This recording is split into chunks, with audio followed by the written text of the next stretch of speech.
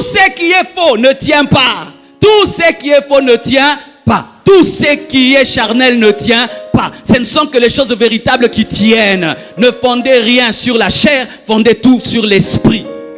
Frères et sœurs, même l'église, il y a des églises qui commencent, tu crois que c'est l'église, après tu te rends compte que c'était une entreprise familiale. C'est pourquoi moi je dis ceci au pasteur, quand tu prends l'église, tu mets dans ta fondation familiale, ce n'est plus l'église, c'est devenu l'héritage de tes enfants. Tu ne peux pas, je ne peux pas prendre l'église Compassion, c'est maintenant Fondation Marcelo Tounassi. Non, ça c'est l'église de Dieu. J'ai mes choses à moi que je fais, j'ai mes affaires que je fais, mais ces affaires, l'église n'est pas dans mes affaires. Ça ce n'est pas une affaire de Marcelo, j'ai mes affaires. Alléluia. Mon fils deviendra pasteur si Dieu l'appelle. Si Dieu ne l'appelle pas, il ne sera pas pasteur parce que ce n'est pas l'héritage de la famille Tounassi. Mais il y a des choses qui ont commencé comme ça, mais après vous voyez le fils du pasteur, il n'a pas l'onction, il ne craint pas Dieu, il ne prie pas, mais il est pasteur. Oh, le temps a révélé que ce n'était pas l'église, c'était un ligablo. 5, versets 24 à 25.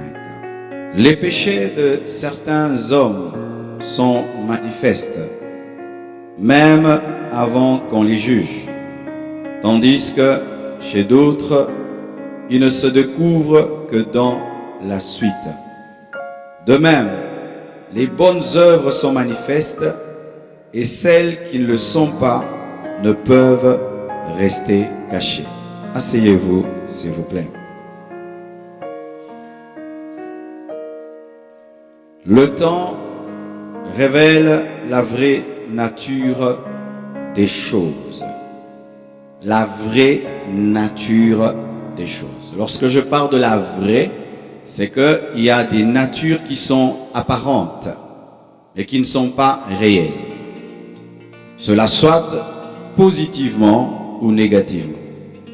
Il y a des personnes qui d'apparence ont une mauvaise nature, mais quand tu creuses, elles ont une bonne nature. Et d'autres qui d'apparence ont une bonne nature, lorsque tu creuses, elles ont une mauvaise nature. Mais le temps a la capacité de révéler la vraie, la profonde nature des choses, des hommes, des organisations. Les péchés de certains hommes sont manifestes. Du coup, on peut savoir qu'ils pêchent, certains hommes. Tu n'as pas besoin de scruter, de sonder pour savoir si ces hommes pêchent. Leurs péchés sont là. Il est dans une boîte de nuit. Tu vois clairement que c'est un ivrogne. Elle se tient à un coin de rue. Clairement, tu sais qu'elle est impudique. Il se vante clairement. Clairement, tu sais qu'il est orgueilleux. Mais, tandis que chez d'autres, il ne se découvre que dans la suite. Dans la suite de quoi? Dans la suite du temps. Ça veut dire qu'il y a d'autres personnes qui apparemment paraissent saintes, paraissent pures, paraissent excellentes. Mais le temps finit par révéler que leur excellence et leur sainteté n'étaient qu'une façade. Le temps. Mais j'aime l'équilibre qui est dans Timothée, parce qu'au verset 24, on parle du péché. Mais au verset 25, on parle des bonnes œuvres qui sont manifestes. Et celles qui ne le sont pas ne peuvent rester cachées. Ainsi, un équilibre. Que ce soit le bien, que ce soit le mal, rien ne reste caché. Rien ne reste caché. Si tu as une qualité, elle finira par se manifester. Et si tu as un défaut, il finira par se manifester. Certains, leurs défauts sont manifestes sans même qu'on attende le temps. Mais d'autres, c'est le temps qui révèle qui ils sont. Et certains aussi, leurs qualités peuvent être cachées, mais le temps finit par les révéler. Donc, frères, sœurs, si tu es là, tu as eu une qualité, une onction, un potentiel, sache qu'il finira par exploser. Mais si aussi tu trimbales des casseroles, des défauts, des faiblesses que tu gardes, sache aussi qu'ils finiront par se manifester avec le temps. Ainsi, nous comprenons que le temps a un pouvoir révélateur. Ce n'est pas seulement le don de prophétie qui permet de révéler les choses. Même le temps est un prophète. Le temps révèle les choses cachées. Le temps révèle la profondeur d'un homme, la profondeur d'une organisation, la profondeur d'une relation. Le temps révèle les choses. Tu peux tromper les hommes et le monde, mais tu ne tromperas pas le temps. Tu peux nous tromper pendant des années, mais un jour, le temps révélera qui tu es. Et les hommes disent que tu peux tromper les hommes tout le temps, mais tu ne le tromperas pas toujours, parce qu'un jour, même le menteur oublie son mensonge et se contredit. Un jour, le mensonge finit par être vérifié. Vous savez, lorsqu'on ne voyageait pas, il y a des gens qui venaient à Kinshasa. Oh, j'habite tel endroit. Ma maison est comme ça. Mon ministère est comme ça. Ma maison est comme ça. Mon église est comme ça. Et ils ne savaient pas qu'un jour, ceux qui l'écoutaient allaient finir par avoir des visas, allaient voyager et allaient vérifier. Alléluia. Le temps est un prophète qui finit par révéler le mensonge, mais qui finit aussi par crédibiliser la vérité. Le temps est un grand ennemi du mensonge. Menteur, tu as un ennemi, le temps. Menteur, tu as un ennemi, le temps. Il y a des gens qui se sont même mariés en mentant. Tu as menti dans les fiançailles. Et les fiançailles ont fait 1 année, 2 ans. Ton mensonge tient. Mais dans le mariage, ce mensonge que tu as eu à garder finira par être révélé. Je connais des filles qui se sont mariées qui ont dit: mais cet homme ne m'avait pas dit qu'il avait autant de dettes. Cet homme ne m'avait pas dit qu'il était impuissant. Cette femme ne m'avait pas dit qu'elle n'avait plus de matrice. Tu as menti pendant 2 ans. Tu as menti pendant 3 ans. Mais dans le mariage, la vérité finit par éclater. Le temps est un ennemi du mensonge. Ne mentez pas, vous avez un ennemi, le temps. Le temps. Le temps. Tu peux mentir 1 jour, 2 jours, 3 jours, 1 année, 10 ans. Mais tu sais, le menteur, il ment tellement qu'il oublie ses mensonges. Et des fois, il fait des mises à jour du mensonge. Et il oublie qu'on a retenu le premier mensonge. Le temps est un ennemi des menteurs. Et sachez que dans la vie, il nous arrive d'accorder de la valeur à quelqu'un alors qu'il n'en a pas. Il arrive des fois de donner à quelqu'un des galons alors qu'il ne les mérite pas. Mais le temps finit par révéler que ce monsieur ne mérite pas cet honneur, ne mérite pas cette élévation. Pareil aussi, il arrive des fois aussi que nous humilions certaines personnes, que nous méprisons certaines personnes, mais le temps vient nous révéler qu'elles sont dignes d'honneur. Frères, sœurs, si tu es sans valeur et on te donne de la valeur, un jour le temps va révéler que tu es sans valeur. Et si tu n'as pas de valeur, et si tu as de la valeur et on ne t'en donne pas, le temps finira par révéler ta valeur. L'ennemi de celui qui n'a pas de valeur, c'est le temps. Mais l'ami de celui qui a la valeur, c'est aussi le temps. Le temps détruit les choses sans valeur et le temps donne de la valeur aux choses qui ont de la valeur. C'est ainsi qu'un tableau de Picasso peut coûter 1 million et de la même manière, un faux bijou en or, on découvre qu'il est sans valeur. Le même temps crédibilise le Picasso et le même temps détruit le bijou. Qui es-tu, frère? Qui es-tu? Qui es-tu? Dans le plus profond de toi-même, de ton caractère, de ton âme, de ton esprit. Qui es-tu véritablement? Un Picasso ou tu es une bague qui se dit être en or mais qui est en plaqué? Frères et sœurs, si quelqu'un de la valeur, le temps le révélera comme je l'ai dit. Et si un homme n'a aucune valeur, le temps le révélera de la même manière. Trompe-nous au sujet de ta vraie personne.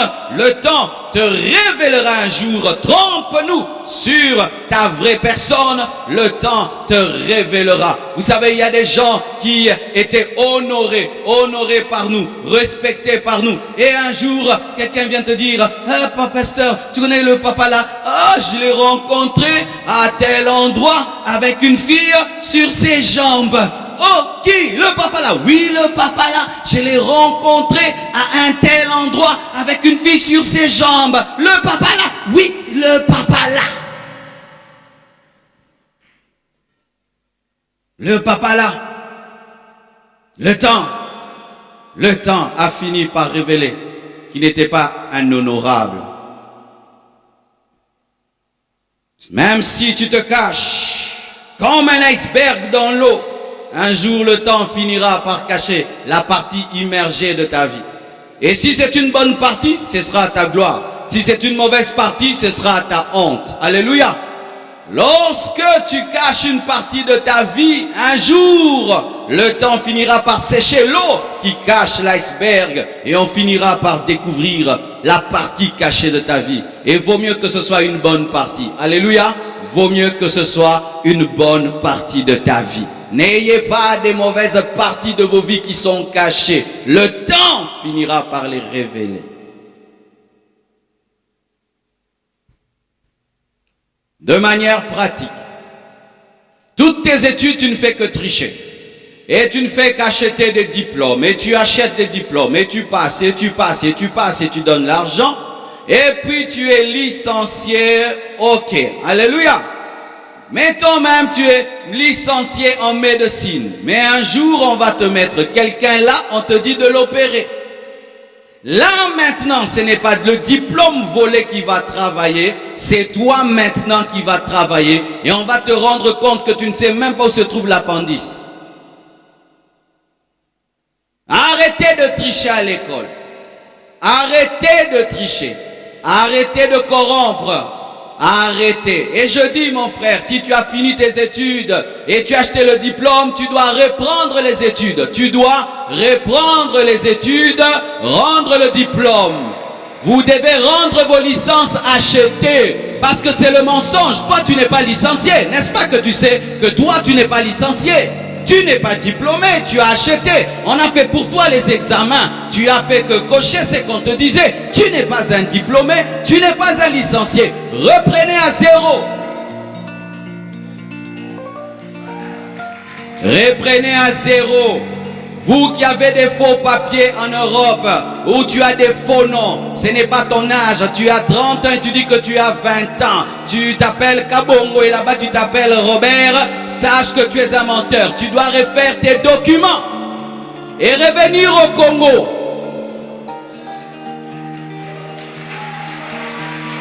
Oui, revenir au Congo et recommencer à zéro. Pourquoi iras-tu en enfer pour un document et pour Paris, pour Bruxelles?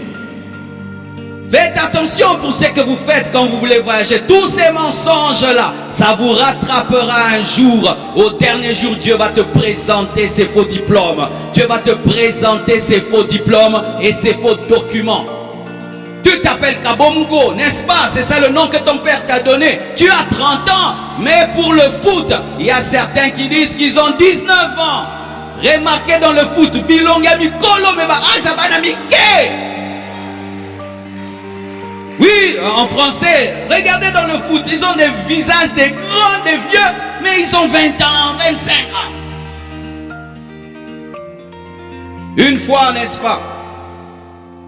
Je crois aux États-Unis, on a attaqué un président parce qu'il avait triché à l'école. Tu t'imagines ça? Parce qu'il avait triché à l'école, on l'a attaqué pour ça. Ne vivez pas dans le faux. Le temps un jour va révéler votre fausseté. Et si déjà tu es sur le chemin du faux, arrête-toi. Et si tes requêtes ici sont des faux voyages, viens reprendre tes requêtes. Alléluia. Oh non, comment on veut me tuer, c'est pourquoi je vais réfugié politique. Non, ici vraiment on ne persécute plus personne. Alléluia. réfugié politique, tu es un réfugié politique. Est-ce que même on te connaît? Vous qui êtes en Europe, réfugié politique, est-ce qu'on vous connaît? Et toi qui vas aller disant que tu es réfugié politique, est-ce que c'est vrai?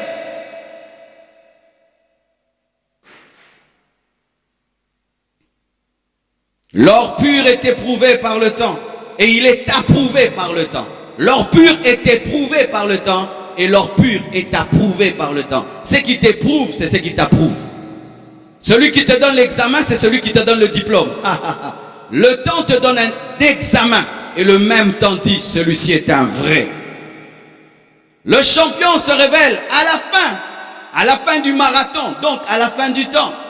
Lorsque une épreuve athlétique commence, tous sont au même niveau et des fois même le champion est le dernier pendant un temps. Mais c'est à la fin qu'il se révèle.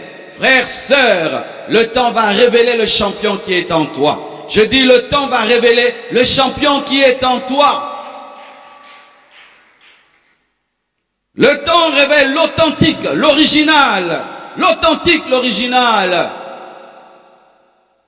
Il y a des vêtements qui ressemblent à des vrais. Comme il y a des Adidas, au lieu d'Adidas, ils disent Adidas. Nike. Et ça peut se ressembler. Mais commence à laver ça. Lave ça. Tu vas voir que rapidement ça se déteint, ça s'abîme. Le temps a révélé que ce n'était pas un Adidas. Ne soyez pas des pâles copies de Jésus. Soyez des chrétiens. Sinon on va voir que vous êtes des délavés. Des délavés chrétiens, mais délavés. Pourquoi? Le temps. Quand tu n'es pas véritable, les épreuves de la vie, les tentations vont te changer, te transformer et révéler que tu n'étais pas vrai. Le temps révèle les vrais amis. Vous qui vous appelez amis, l'amitié ne se révèle pas après un mois, ni après un culte. L'amitié, des fois même, ce n'est pas après une année. L'amitié véritable, je peux dire aujourd'hui, c'est après 10 ans, même 20 ans, que tu peux savoir que tu avais vraiment des amis.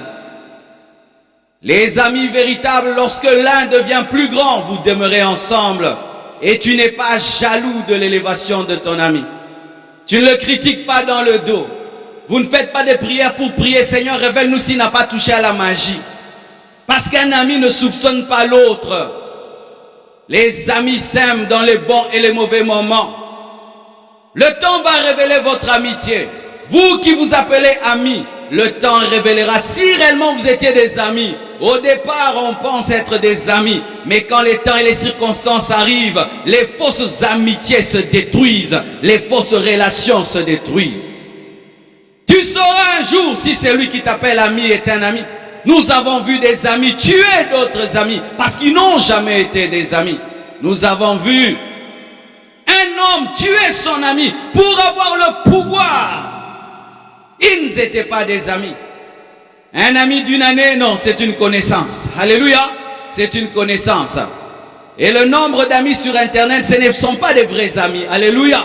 Des fois, tu peux avoir 1 million d'amis sur Internet, mais tu n'as qu'un seul vrai ami. Celui qui t'a aimé dans le bas et qui t'a aimé dans le haut, et celui aussi qui t'a aimé dans le haut et qui continue à t'aimer dans le bas. Celui qui fait de tes guerres ses guerres, tes luttes ses luttes, pendant le temps, pendant longtemps, qui ne se fatigue pas de tes luttes et de tes guerres. Le temps révèle les mariages. Certains mariages, waouh, au début, une année, doudou, chérie, chérie, doudou, mon chocolat, ma gazelle. Mais après 10 ans, sorcier, démon. Pourquoi? Ce n'était pas un vrai amour. C'est pourquoi ne vous mariez pas par intérêt. L'amour par intérêt ne tient pas. Ça ne tient pas. Même si tu forces, il n'y a plus de vitesse. Ça ne peut pas avancer. Pourquoi? Parce que l'intérêt, lorsqu'il n'y a plus d'intérêt, il n'y a plus d'amour. Mais quand il y a l'amour, il y a l'amour. Alléluia. Ne vous mariez jamais par intérêt. Pourquoi tu l'épouses? Il a l'argent. On peut le chasser du boulot. Pourquoi tu l'épouses? Parce qu'il est élevé. Il peut perdre l'élévation. Pourquoi tu l'épouses? Parce qu'elle est belle. Elle peut perdre sa beauté. Mais je l'épouse parce que je l'aime. Je l'aime, je l'aime. Et quand tu aimes, tu aimeras. Et tu aimeras. Et tu aimeras toujours. Parce que l'amour demeure. Faites attention, vous qui vous fiancez, parce que je suis allé chez eux, ils ont une belle maison. C'est la maison de son père. C'est la maison de son père. Il ne va pas te mettre dans la maison de son père. Pourquoi tu l'épouses? Elle a la taille. Elle peut grossir aussi. Pourquoi tu l'épouses? Parce que il est celui qui parle le mieux français. Il y a des gens qui parlent mieux que lui. Ozobima français makasi poza na Kinshasa. Tout ce qui est faux ne tient pas. Tout ce qui est faux ne tient pas. Tout ce qui est charnel ne tient pas. Ce ne sont que les choses véritables qui tiennent. Ne fondez rien sur la chair, fondez tout sur l'esprit. Frères et sœurs, même l'église, il y a des églises qui commencent, tu crois que c'est l'église, après tu te rends compte que c'était une entreprise familiale. C'est pourquoi moi je dis ceci au pasteur, quand tu prends l'église, tu mets dans ta fondation familiale, ce n'est plus l'église, c'est devenu l'héritage de tes enfants. Tu ne peux pas, je ne peux pas prendre l'église Compassion, c'est maintenant fondation Marcelo Tounassi. Non, ça c'est l'église de Dieu. J'ai mes choses à moi que j'ai fait, j'ai mes affaires que j'ai fait, mais ces affaires, l'église n'est pas dans mes affaires. Ça ce n'est pas une affaire de Marcelo, j'ai mes affaires. Alléluia. Mon fils deviendra pasteur si Dieu l'appelle. Si Dieu ne l'appelle pas, il ne sera pas pasteur parce que ce n'est pas l'héritage de la famille Tounassi. Mais il y a des choses qui ont commencé comme ça, mais après vous voyez le fils du pasteur, il n'a pas l'onction, il ne craint pas Dieu, il ne prie pas, mais il est pasteur. Oh, le temps a révélé que ce n'était pas l'église, c'était un ligablo. Et donne-moi la main, moi je prêche à moi. Le temps révèle les motivations. Pasteur, je vais travailler avec toi, je vais travailler avec toi, je vais travailler avec toi. Dieu m'a dit, Dieu m'a dit, Dieu m'a dit. Après, tu vois, c'est l'argent, l'argent. Tout le monde a clarté, tout le monde a clarté. Yo yakiko mona, to yakiko yoka. Ah oui, on a eu des fils spirituels comme ça. Oh pasteur, Dieu m'a dit de travailler avec toi, de travailler avec toi. Tu penses qu'il vient pour la parole, pour la formation? Non, lui vient pour l'argent.